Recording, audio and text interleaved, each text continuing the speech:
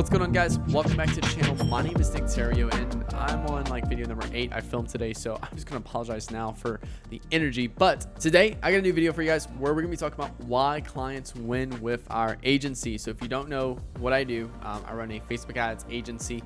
We work with leading e-com brands, few lead generation clients, app install clients. So we do a variety of different sectors or niches, but I really want to talk about why clients win with our agency. What makes some of the greatest success stories, more from a client perspective of like what traits they have going into the deal versus just like, hey, we did this, this, and this. So that being said, hit the like button, hit that subscribe button for new videos every Monday, Wednesday, and Friday. That being said, let's dive into it. So why clients win for agency? I have about 10 different key points. Number one is they trust us. Basically, just like when you go purchase a car, you sign that paperwork and they hand you the keys and you get in that car and leave. Essentially, that's what they do.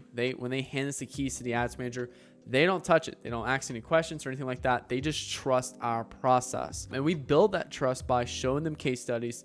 We even giving clients email addresses of other clients for recommendations and stuff like that. So they trust us. They just have confidence and trust that they know they put the best person in the right job to make them more money. So the trust is huge right there. And if you don't have a lot of trust with us, 9 times out of 10, the deals will not work in your favor. Number 2 is ad creatives. Our best performing clients, we can send them over a list of ideas, like 5-10 different ideas and some notes around each one. And they'll go ahead and film all those ads. Boom, boom, boom. And either 50% of them will send them over to us and we'll edit them, or they'll even have an editing team and everything send it over to us and then we're good to go. So ad creatives is huge, providing an ample amount of ad creatives on a month-to-month basis so that we can keep the account fresh, we can keep finding new winners, and we keep scaling up the ad accounts to reach new spend goals. So ad creatives is a huge one to be able to send to us. Now, after trust and ad creatives is another one that's going to actually pretty much tie into ad creatives is they're open to trying new things. Worked with clients before where we send them ad ideas and they would not be open at all. They're like, that's against brand, yada, yada, all this stuff like that. Boom. Then we'll finally convince them to try it and it'll be like the best thing ever that happens to our business. Like huge success. So you have to be open to trying new things, especially like this kind of goes down with the trust side. You have to trust us that we're in it to make you more money. So we're looking at it from the perspective of we're trying this new thing because we have a high confidence and conviction that's going to make you more money at the end of the day. So you have to be open to trying new things when it comes down to the ad side, the creative side, even maybe email side as well. We've had brands before where they email the clients, their prospects like once or twice a month, and they're worried about emailing them once a week because they think it's too much. Okay. So now number 4 is have a great product. A lot of our clients that win is that they have just a really amazing product people love.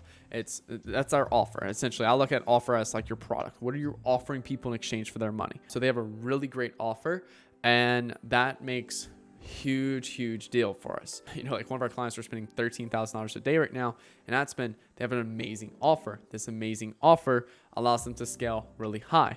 I've had other clients with a terrible offer and it's very hard for them to scale. It's because no one freaking wants their product, and you can't really tell a client that. So that's why we're very cautious about who we take on board, because we want to make sure that we're finding players with really amazing offers that we can scale really hard. So they have an amazing offer, or a great offer. Now, after that is they have a great LTV, which is lifetime value. People, if like a quick way for me to identify a business that'll fail is if they cannot get people to buy from them again. If you cannot get people to buy from you again after they made that first purchase, then you're gonna have a terrible business. It's gonna be very hard for you to scale, and it's gonna be very hard for you to keep customers. It's very hard for you to make money, and you cannot rely just on acquisition all the time. So they have a great LTV already in place.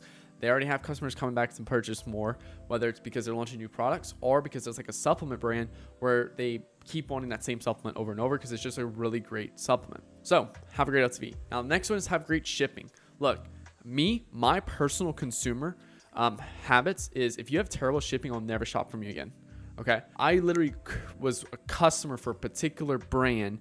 It was a monthly brand that they sent me over something every month, and 3 months in a row, like I was with them for about a year and a half, emailed them because like last 3 months, they kept having shipping issues. Boom, boom, boom. And I just left them. I was like, look, it's too much of a headache to worry about shipping. So regardless of their acquisition, regardless of their LTV, regardless of their shipping, not their ads and everything else like that, the shipping is what ruined that deal for me. Not the product, the shipping. So you need to have really good shipping in place. Short, Amazon's primed this all to where we need to have 5-day shipping at most. So have fast shipping and make sure it's as seamless as possible in their customer buying journey. This is why I hate drop shipping and why I do not recommend it at all, except to like validate a product really quick, but herping it out of it. So that's a whole nother video. Number 7 is to have great customer service. So, your shipping was damaged in the mail. Let me refund your order. I've worked at a brand where they had said like 7 to 10 business days for shipping. People would get their product about 21 to 30 days in, and 9 times out of 10, like, okay, 9 times out of 10, 1 out of 10 orders, the product was damaged in shipping. And they basically just said, oh, hey, file a complaint with your thing. That's terrible fucking customer service. Okay. So how to have really great customer service? Oh, hey, so sorry to hear. Let me just send you a new one. I know that's more money on the buyers. There is a portion of people that are probably lying, but it's just a really great way because we're getting butchered in the comments on Facebook ads for how bad the customer service was for this particular brand. And due to that, we lost a bunch of money. Like, one of the easiest ways to lose money on acquisition that no one talks about is having terrible customer service and people butchering you in the comments. And those comments right there are going to turn away a lot of buyers, which will lower your ROAS. Your creatives wouldn't have had any effect with it. Your ad copy wouldn't have had any effect with it. Your account structure wouldn't have had any effect with it. It's simply just the people being pissed off and spreading bad, realistically, the truth about your business. So great customer service is critical for this. Number 8 is they're constantly improving their business. And this kind of goes along with customer service, shipping, and things like that. They look at their business from a bird's eye view. And they look in there, all right, cool. Acquisition is now covered by Nick and his team. Okay, cool. Now let's look at AOV. What are we doing for AOV? And they're figuring out ways to improve AOV. Are they consulting with me or, someone else? They're looking at LTV. Cool, great. But they're also looking at, okay, cool. Now what happens when someone purchases? How's the packaging look? How's the shipping improvements and like performance on that side? After they get their package and everything, are we following up with them to see if they're doing good? So just overall, they're also trying to launch newer and better products than before. So they're finding new products and they're launching those, and that's really well. So, and again, they're really studying their audience persona. So they're launching meaningful products. I've worked with a brand before where they went back to product testing after we parted ways just because it just wasn't working out.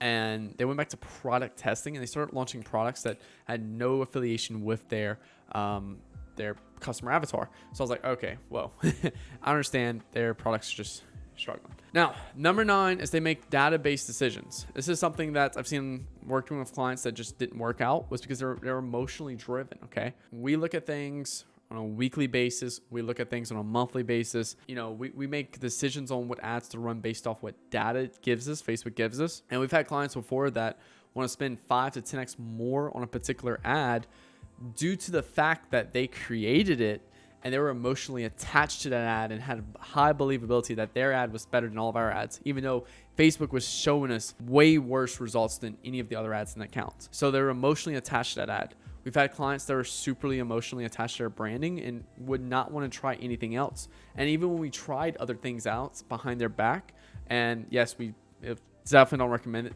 We don't do that really anymore, but we had to do some cases just to show the client, hey, look what works. And we've done that before. Even though it was showing amazing performance, they still want us to cut it off because it was a poor representation of their brand, even though it resonated with their customers way better. So we always present things with data. When we work with all of our clients, we always look at data.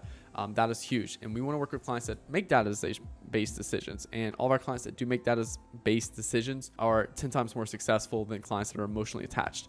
I think emotionally attached clients still have such a kind of a low level, like emotional intelligence, which is not overall intelligence. It's just they don't really know how to understand their emotions and understand like what they're feeling, and they're reactively to it and not sitting down, thinking for a second, looking at it from a database way, and they're like, oh, okay, it's actually really good for our business.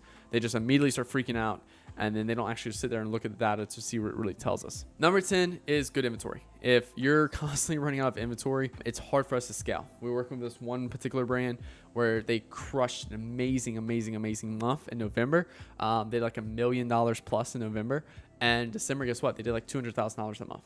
And obviously this client, very, very strong client, very emotionally intelligent, database decision client, and he was not upset at all that December we did 1/5 what we did this November, because he understood that the inventory was sold out. I've also had clients before where inventory was sold out, and they're like, well, why can't, I don't understand, why can't we're not getting orders and purchases and stuff from Facebook ads. And I'm sit down and explain to them, and they're like, well, that doesn't make sense. Why just put it on pre-order and get pre-orders? I'm like, well, no one wants to buy stuff, inventory that you don't have. So very important to keep good inventory, so we can keep scaling on a month-to-month basis. It's very critical right there. So yeah, guys, I can barely talk right now. Like I said, I filmed 8 videos in the last 2 hours of the 8th one. So I'm gonna keep this short and sweet for you guys. Thank you all so much for watching the channel, all the support and everything. At the time we're filming this, we're 2,000 subscribers away from 10,000 subscribers.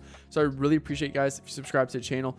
New videos every Monday, Wednesday, and Friday. And again, hit that like button and drop your best key takeaway from this video right here. I'm curious if there's any typical or critical key takeaways you took from this video. Yeah, guys, if you're making more than $50,000 per month with your business, click the link below to book a call with me and my team. We'll hop on a strategy to call together. On that strategy call together, we'll go ahead and put strategies together for you. You can take it and run with it, apply it to your business, or you'll have the option to work with us if we think you'll be a good fit for our agency. So make sure you click the link below to that strategy call. If you're making less than $50,000 per month, we do have a course on the horizon that's going to teach you how to be a excellent or a great marketer. I need to figure out the branding and all that for it. So, but it's basically just going to teach you all the marketing skills and stuff like that. That's allowed me to generate over $50 million online in revenue, as well as a few things around Facebook ads as well. So you can operate an ad account just like me. So thank you guys so much for watching. Again, my name is Nick Theriot. I'll talk to you guys later. Peace out.